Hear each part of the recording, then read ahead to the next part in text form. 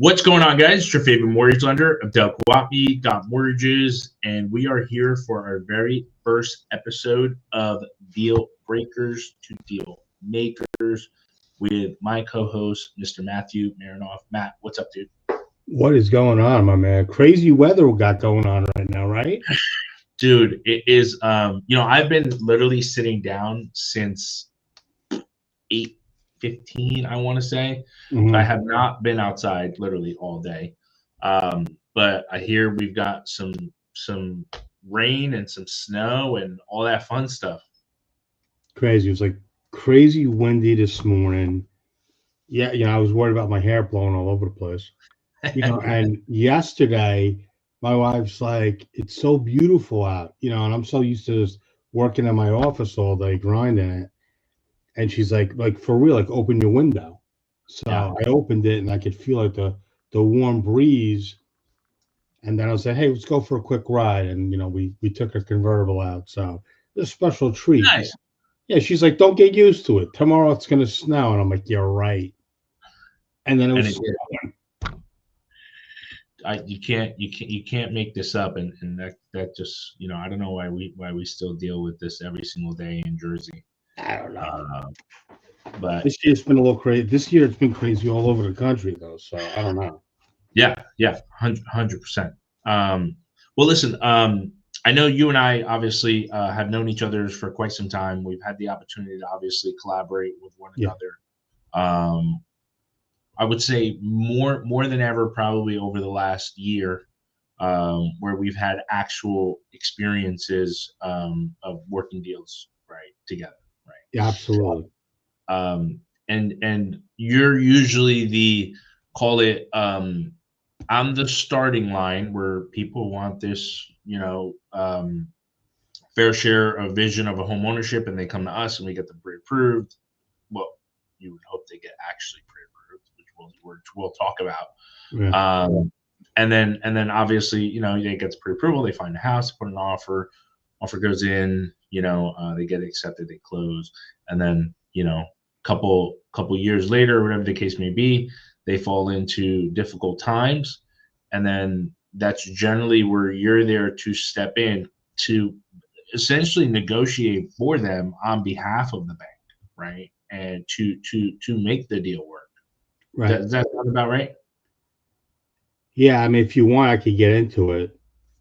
Yeah, I mean, I think that's the whole goal before we start talking about all the fun scenarios we've been dealing with. Yeah. So yeah, I mean, look, for me, like it's a pleasure working with someone like yourself because yeah, I get you as the front guy and you always answer your text messages. I don't know if you answer for everybody or not, but I like the fact that you answer for me. Oh, yeah. And then, I also like the fact that you, not sidebar, I like the fact that if you don't pick up, you actually have a live answering service, which nobody has, which to me is magical because anybody that I refer to you never comes back and says, I can't get a hold of him or I can't get a hold of his team. So for me, that's perfect. For me, working in the distressed side of real estate, I've been doing it for 21 years.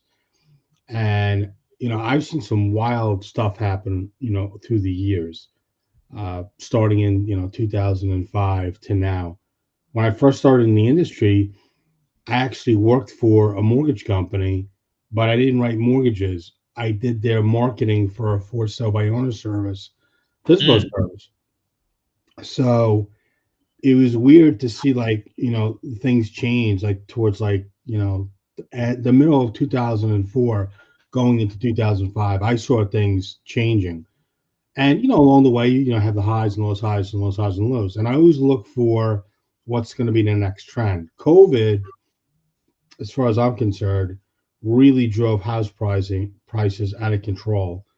And I'm coming across people that purchase properties, overpaid for the house, and also have to pay back a loan to their retirement account that because they over leverage themselves and have buying a house. So we're seeing people that purchase properties from 2021 to 2023, 2024 even, that are in serious trouble where they're over leveraged on the house for a couple different reasons, whether it's the insurance, HOA, whether it was a job loss, whether they just assumed that the rate that they had was going to stay at that percentage. So it's, I don't want to say it has a familiarity to 2005, but I'm seeing a lot of characteristics where people are trying to dump properties now, and I feel bad, but at the same point, I remember when my wife and I were sitting on the couch, I was watching the news, and they were like telling people, "Oh, talk to your mortgage companies, tell them you can't pay your mortgage." And I looked at my wife and asked in her face and said, "This is going to be the next wave of foreclosures, 100%, because you couldn't go out. People were remote working.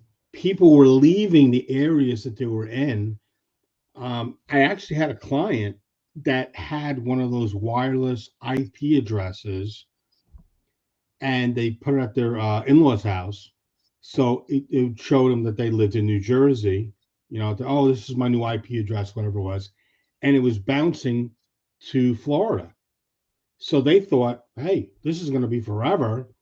And that particular homeowner was like, oh, you're coming back in. We're going to start with hybrid.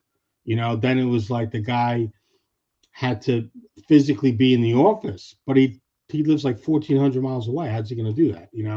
So I'm hearing a lot more stories like that where people are like, oh, the remote thing, it will be forever, and we won't go back to brick and mortar. There are a lot of companies that are calling people back to to the office, but there are still a lot of companies that are doing brick and mortar. But it's wild, man. The stuff that I'm seeing out there, wild. Oh, I could believe it too. I think a couple things, right? Foreclosure activity I know is high in 2025. It's not 2010 high, right? But it's high, right? And the exact stats for those of us who are watching now or later is you will see that in 2025 U.S. foreclosure market, this is off of the NJBIA website, reported scheduled auctions, default notices, and bank repos, 364,460 U.S. properties in 2025, which was up 14% from 2024, down 25% from before the pandemic, right? And then obviously nowhere near compared to what it was in 2010, right? That huge disparity, where I believe it was a 87% difference, right? Report filing 87% down from nearly 2.9 million in 2010. So I think that's the part that a lot of people are, right? What did you say? Fearful. But I mean, I hate to kind of say it, but sometimes somewhat like the writings on are unfortunately on the wall. And then we sit there and you've had circumstances where you literally have a deal to save, right? And that client, right, to the point of our pod, just does not want to do the deal, right? Wants to break that deal that you've worked your heart. How do you kind of combat that, right? Because I'm sure that's super frustrating to have to deal with. When I'm dealing with homeowners that, forget 2021, forget, the 2000s, let's go back to, 2017, 2015, 16, whatever, like that. We're getting files in all different aspects of all different phases of when, the original crash hit, which was in 2010. Sure. But, something that I looked up today before we got on here, looking at the top 5 states. Jersey's up there, 100%. It's funny, and I would have thought that Jersey would have been in the top 3 as of today, right now.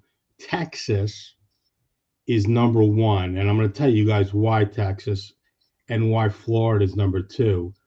Then right behind it is California, and then Illinois, and then New York. So the reason why Texas and Florida, well, let's get to Florida first, because I'm getting a lot of phone calls from people in Florida, and they're frantic.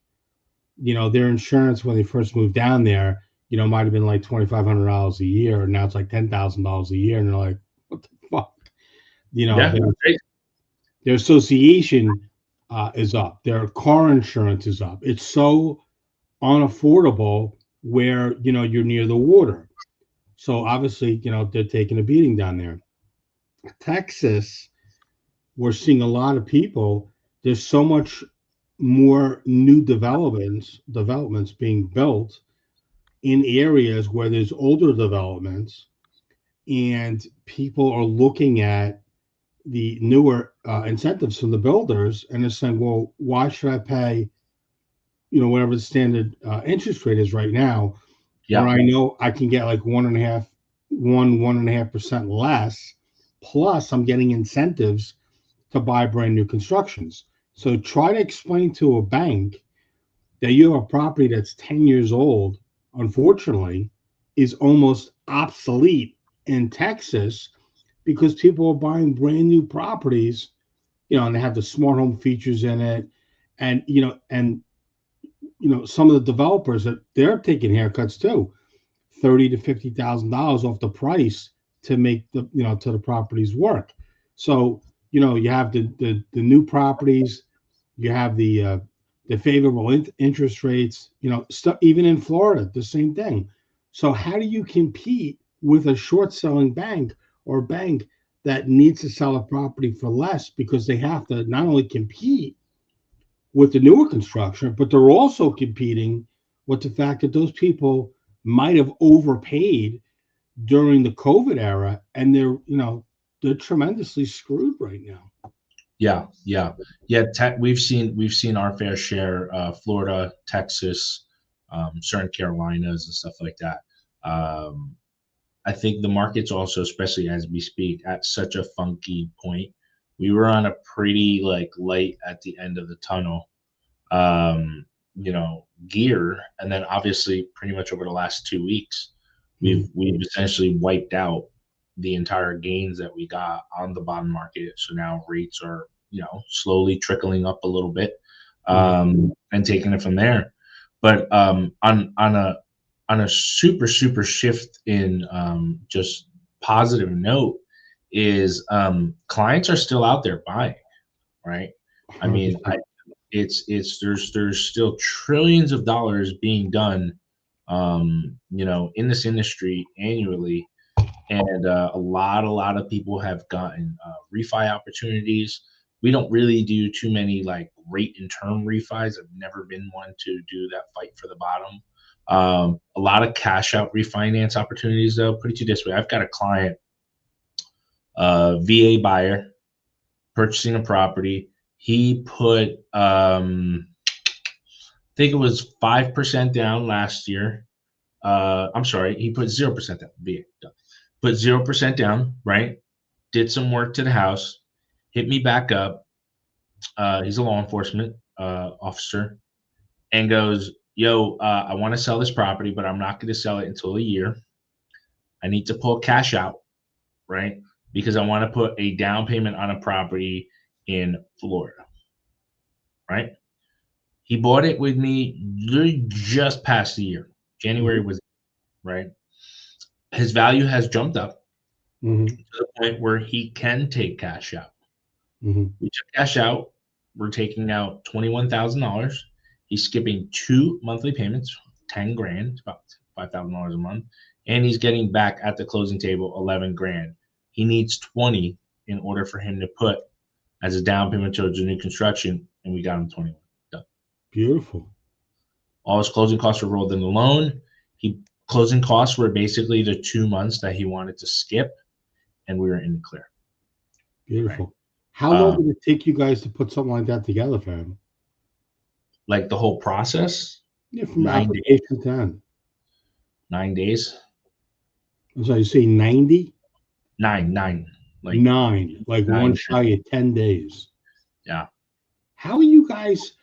Listen, let's just jump into some of the stuff, some of the wacky stuff that you already know what I'm talking about. Yeah. So I brought you a deal that I needed to fund like immediately.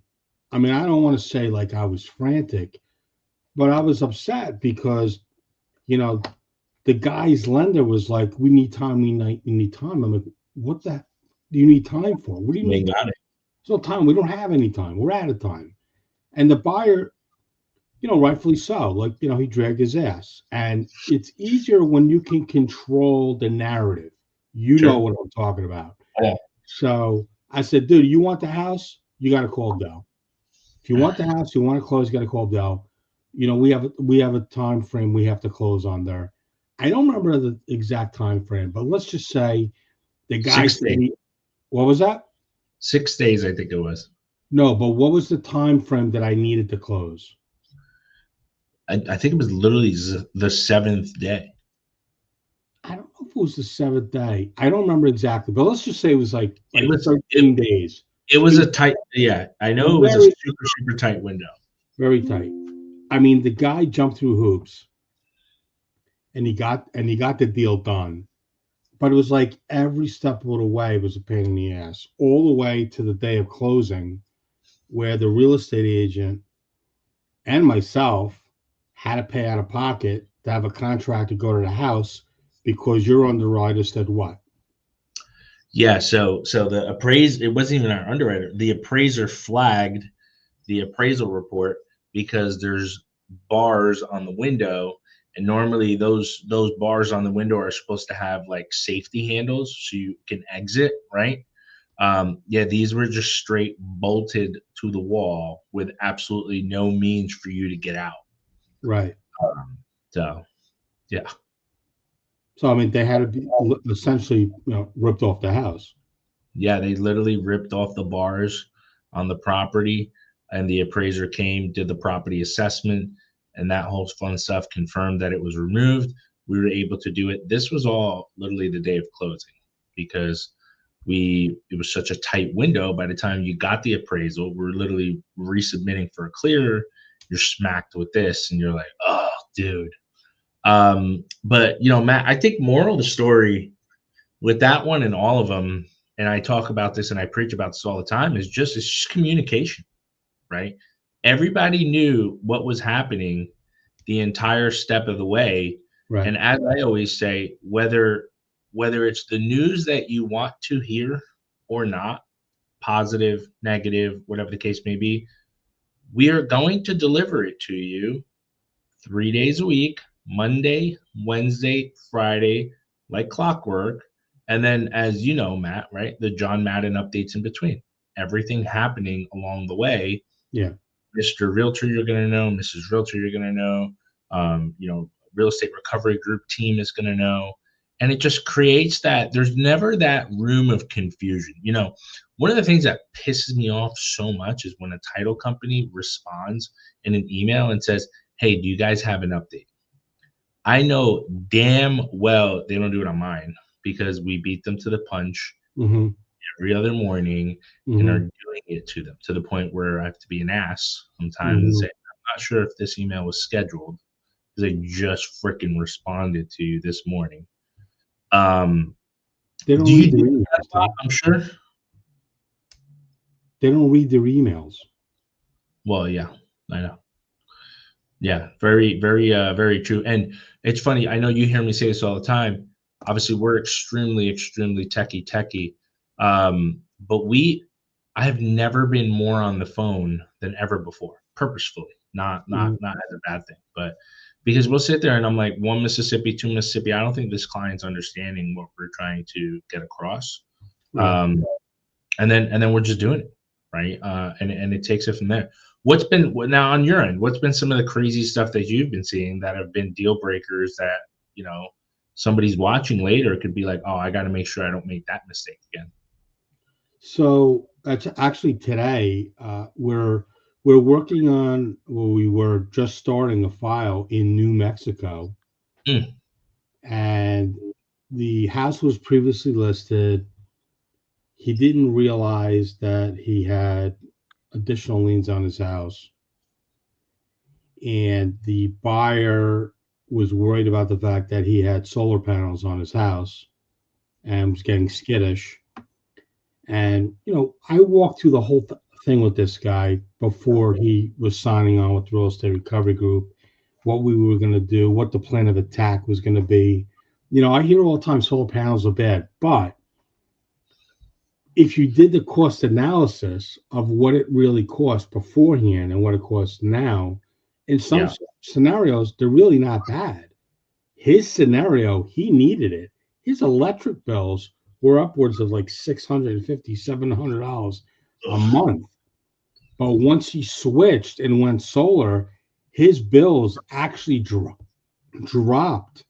I think the bill itself and the cost of the unit was under $300 a month.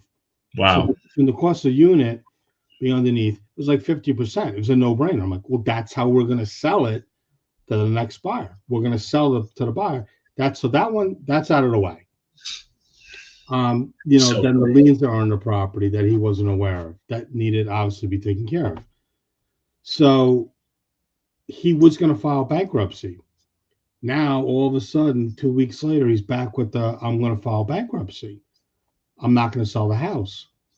And I said, well, you spoke with your bankruptcy attorney? Yes. I said, is it the same bankruptcy attorneys from before? No. New bankruptcy? Yeah. It was like pulling teeth. Fine. I said, you don't want to deal with me. That's fine if you don't want to do the short sale. But you need to ask specific questions. And I'm having a conversation with this guy, and the homeowner's clueless. And I'm thinking to myself, he's going to call me in like 2 weeks, a month, or let's say 6 months from now, and say, hey, I still own the property. What do I do? I thought the bankruptcy, the house is gone. Like, they don't understand, like, the financial obligation, the financial burden is gone. But the physical asset, it's still there. Still there. Yeah. So if, God forbid, somebody gets hurt on that property and you get sued, guess what? That's your ass. So, because the property's still in your name. So, and if you're not paying the insurance, now there's force-placed insurance on it. It can be a complete nightmare. So I kind of like laid it out for him 60 seconds or less. And he wasn't fazed by anything that I said. One of the things I said, well, can you ask your attorney when you do your bankruptcy, are you rolling your property into it? Or forget the financial aspect, but are you surrendering your property in the bankruptcy? And he's like, oh, he didn't even talk to me about that. It's like, all right. I'm like, should I just put the property, your file on hold? What do you want to do? And he's like, nah, just close it. So I've left it open-ended. I hope he doesn't come back. I hope the attorney gets everything done for him and he can surrender it. He's one of those guys, like the shiny syndrome. Yeah, the shiny object syndrome. Yep. So, and I get it. Like, I have ADD. I'm all over the place myself. I'll be working on files. I'll have one of my VAs listening. I'll deploy them. I need you to do this. I need you to do that. And they're like, oh, well, we're going to do this first. I'm like, all right, okay, well, then do this second or third or whatever it is. And then you totally forget what you were going to give them in the first place. Right. I'm all over the place. So that was today's, madness. I was on the phone today. I actually took a picture of it. And I was going to block it out, but I'm like, why am I going to do that? Like, if anybody wanted to call this phone number, they would have to say, I was on the phone. Hold on. If you guys can see this or not. Hold on. I don't know if you can see that or not. Yeah. What is that? I see the contact. It's your phone number, right? Yeah. Over 2.5 hours. Oh. That's me on the phone with a bank. That's crazy. That's me losing it on a bank, trying to find out, why they don't know what they're doing. That phone number is TD Bank. Yeah. And it's a horrible situation to be in. And the guy who, the agent who brought me in, was like, hey, I was going to give you a heads up. He can get a little crazy, the guy, the homeowner, because everybody's bullshitted him. And he's frustrated. Well, the agent called me before and said, by far, you're the only guy who's got the furthest, down the football field to get to where we need to be. But it's like everything on top of everything. And it's like pulling teeth sometimes. Some of the files can go smoothly. And the ones I think they're going to go smoothly, I'll have an issue with the buyer. Or I'll have an issue with the seller. Or there's an attorney that knows it all. And the ones that are so freaking hard, it's just all on me or my lead negotiator to get these files going. So it's terrifying, but I wasted between that, the recap of the notes I had to put in the system, the 2 other phone calls I made.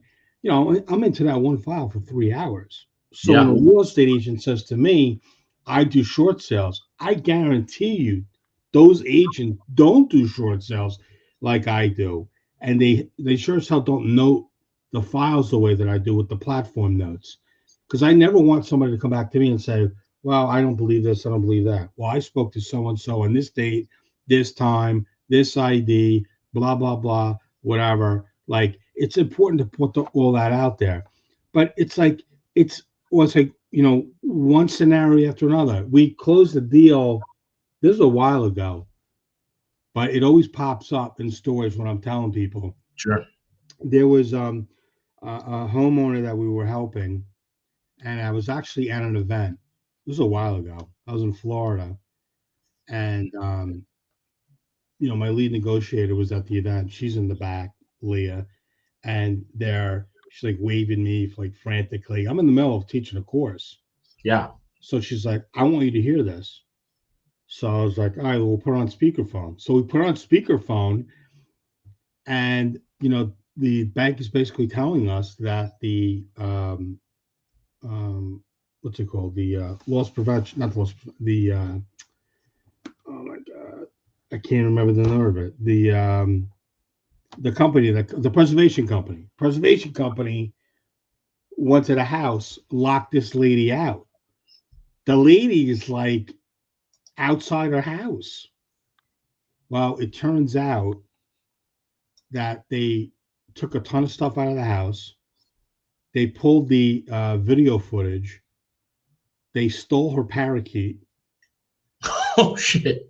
And her husband's ashes were on the mantle. And they literally, like, all the photos and everything, including the slid it off into the bag. Like, she got compensated by the bank because what they did was shameless. What they did to this woman, and I don't wish that on my worst enemy. She went away for like 2 days, 3 days. It was like a long weekend. She came back, her doors are locked, whatever. We're on the phone, talking to the bank, whatever. The preservation company was scared shitless because they didn't realize the lady had cameras in her house. So that ended really badly. They should have looked in there. They should have realized when there was a live parakeet in the house was not abandoned. The grass was not overgrown. It was just one of those things where they just went in there and did their thing, and then they dragged a ton of shit, broke it, threw it in the garage. Like, the lady, she had all these memories with her dead husband, and obviously she had the ashes in a vase on a mantle, and to actually see on a video that she could replay over and over again, just see guys hand just throw, like, wiping it off in a plastic bag. Horrible. So, you always hear stories like stuff like that, and you never think like anything's going on. I've got a deal right now. There's equity in it, but the house is in foreclosure. This woman went to a loan shark to get a loan. And he said, I can't help you, man. You've got 8 loans on your house. You got eight liens. You got 8 liens on your house. Flipping out. Agent calls me, somebody I've done business with before, and says to me, hey, I need you to take a look, put some eyes on this, let me know what you think. Told the lady, this is what I do, this is how I charge. If you have equity, you have to pay me. If there's no equity, the buyer pays me, whatever, fine. Dude, we run a title. There's one mortgage and one judgment for $1,500. That's it. But and what were the other ones? Mechanic liens or? No, what I think is that, in all honesty, I think the loan shark was bullshitting this lady, not thinking that she's going to go to a real estate agent or look for help or whatever, take advantage of this old woman. Meantime, she's probably going to walk away upwards of about, hopefully, $450,000 from her house. And that's the one that's not underwater, basically. She's not underwater, but she owes, I think, with the foreclosure and everything, she owes about $100,000 on her house. Crazy, dude. Crazy. And it all comes back to, it was her and her partner. Her partner passed away. She handled all the finances. I hear this shit all the time. I Mhm. didn't realize I had a mortgage on it, blah, blah, Yep. blah, whatever. I thought, um, the house was paid off, and then I got a foreclosure notice. I didn't know what it was. I thought it was an advertisement. I threw it in the garbage. I get that shit all the time. Um, 2 years ago, my wife did a deal. We got brought into a situation. Same thing. Husband passed away about 2.5 years earlier. Sale date, prolonged it, stopped it, listed it, cleaned out, staged what they had there with the house. My wife's a real estate agent, so she had the Yep. listing. It was referred by a friend, got it done, whatever. Along the way, we found out the mortgage was supposed to be paid on the. She thought, I thought no mortgage on the house, whatever. She never really worked. Her husband took care of it. She was like a lunch lady and a school. Wow. Between the son and me, we did some research and found out that her dead husband had an account that she didn't know about, that the money was going into for the mortgage To pay payment. the mortgage. And the mortgage was in there and then some in that account. She never would have been in the situation that she was in. So she walked away with a hefty payday, selling the house again, equity sale, but again, foreclosure, doesn't know who to Yeah. trust. The stress and the naive process. Yeah. Bro, it's mind blowing. I'm getting a headache because I'm trying to think like these stories in my head, but it's like the same thing over and over again, and it's all about communication. They don't want to tell their family members. They're embarrassed. I got a lead from a guy who does the SMS messaging, whatever. A lot of wholesalers are coming to me now Oh yeah. because they don't know what Sure. to do with it. So, we're strategizing. I'm telling them what to do, and they're loving it. This guy gives me a lead, Paramus, New Jersey, Yeah. 10 minutes from my house. Guy's got like $600,000 in equity in his house. He's with a horrible servicing company. Uh, they gave him, I thought was a pretty decent deal. Um, I was going to bring him to you to get him, maybe give him like some type of alternative financing or whatever. Uh, on his credit report, he says he has like a 740 middle credit score. But I'm like, forget the credit, dude. I said, any mortgage companies, great, great, great. But then when they go for a payoff, they're going to see you in foreclosure. It's going to be a Yeah. foreclosure payoff. It's going to be from an attorney. Guess what? They're going to go, dude, you're in foreclosure. We can't help you. On your payments. You're going to waste everybody's time.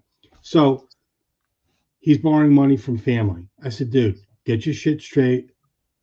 Get at least a year worth of payments back on Yeah. track, and then I'll introduce you. I'll introduce you to Abdel. There's only so much I can do. But I tell people, if you think you got a scenario out there, I don't care where it is in the country, call me. We'll figure it out. Whether they have Yeah. equity or no equity, easy. I agree. I agree. And to that point, right? It's um, if you're someone out there, you have a client out there, right? And you think that it's a completely impossible situation, or if you think that this is there's no way, and you spoke to Mary Smith and John Doe, the art of being able to pick up your phone and call Matt or reach out to us, right? I mean, Matt, you've seen it. When you called me, you were probably like, "There's no freaking way this is going to actually get done." And it was right. And we've did situations, dude. I have maybe like 4 save me deals, as you know, very vocal on social when we share that stuff. Yeah. Um, 4 of them, right? In like the last 3 weeks, and they were all structured wrong, right? Like just incorrectly, in the wrong loan program instead of conventional. They should have been putting them in FHA. Talking to the listing agents who are cool about it. We've got one super difficult VA deal. But VA is very accommodating to certain buyers, right? Mhm. Obviously, as they should, right? People who serve their country. Of Dude, course. I've got one right now. The DTI is 64% debt to income. Mhm. but he's got good amount of residual income. He also is disabled veteran, so no tax exemption, right? Or gets tax exemption, no taxes. Right. And then he gets BAH, right? Which is essentially, for housing Mhm. with the VA, and the automated underwriting system takes it, which is so weird, right? Because your average conventional can only go to like 49%, FHA 56%. This one's at 64% right now. Right. And the prior institution couldn't get it done. And it was a very large, I call stadium lender, right? So we had our meeting today, right? As you know, with the Elevated Alliance, and a big point that we talked about was the hyper local visibility and the hyper local communication that you could have with a professional, right? And I Yeah. think, and I know you've got a wide reach nationwide too, right? Where you're not just doing Jersey, you dropped several states, right? You've dropped Texas, you've dropped Florida, California, all that stuff, and understanding that local market, right, is just so critical.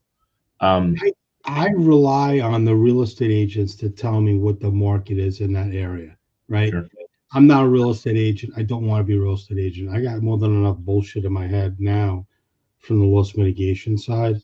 sure, So I don't understand how somebody could be a real estate agent and try to pretend to do what I do. I'm not saying there's people out there that aren't doing it, that don't have teams, but I would say I would think to be, more valuable, getting more deals, yeah, uh, networking with other real estate professionals and talking about their wins and what they could do. I like talking about my losses with people because I explain like, hey, like, the homeowner didn't want to move forward. It wasn't benefiting him or whatever it is. yeah, Or, you know, um, I had a scenario that I brought to you with a guy that had a house. He inherited it. Uh, yeah, he could have bought it. He tried to buy it previously at like 285. He couldn't afford it. I got the short sale down to like 199 or some shit like that. I know exactly what you're talking about. Exactly. He wanted to buy the house, but he didn't want to pay my fee. And he's like, "Well, you should want to do it for free and help me out." I'm like, "Dude, you work for free? If you work the 40, the guy worked for in Atlantic City somewhere. Yep, yep, Like I know. if you worked for 40 hours, I said, and you got your paycheck and it was, zero. What would you say? Oh, it's different. How's that different? You're relying on my skill, my expertise to get to where we need to be. You know, $85,000. That's a huge drop on a property. The Yeah, previous and it appraised for more. and for some more. So, I try to explain to people like I'm like trying to jam a square peg into a round hole. I Yeah, need all parties to be on the same page. I just got referred a transaction.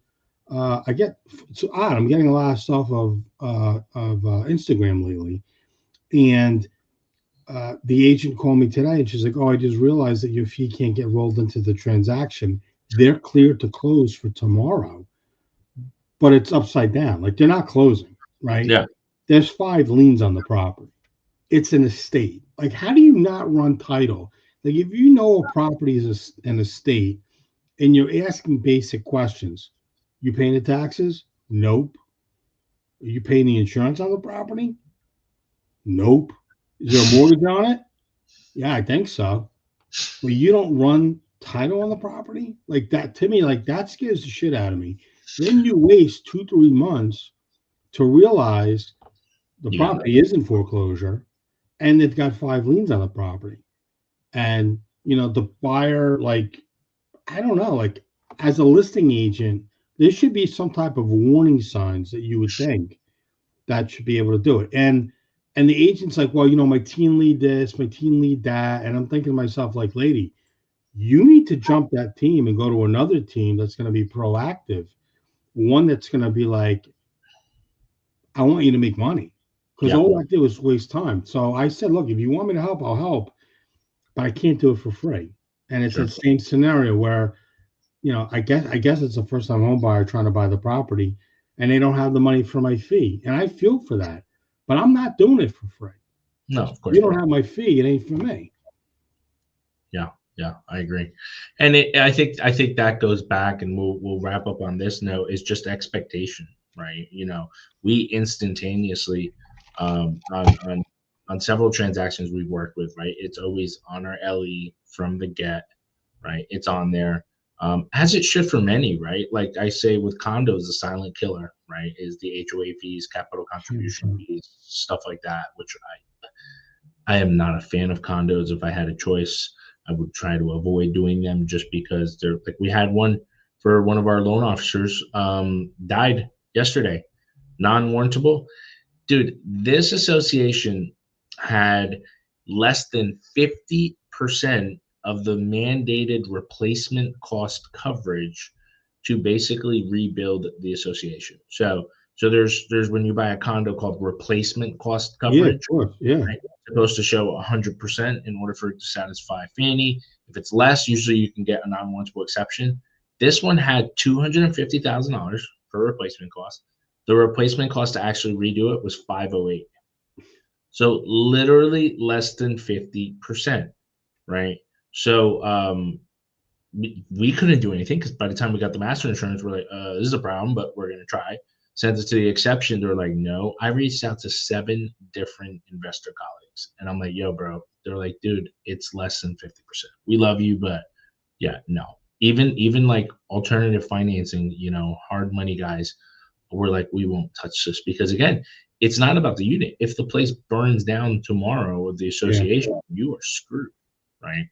Um, but I think it goes down to expectation. It goes down to all the stuff, right? There's a lot of deals being made, guys. There's a lot of deals breaking out, and that's the whole point of what we want to talk on.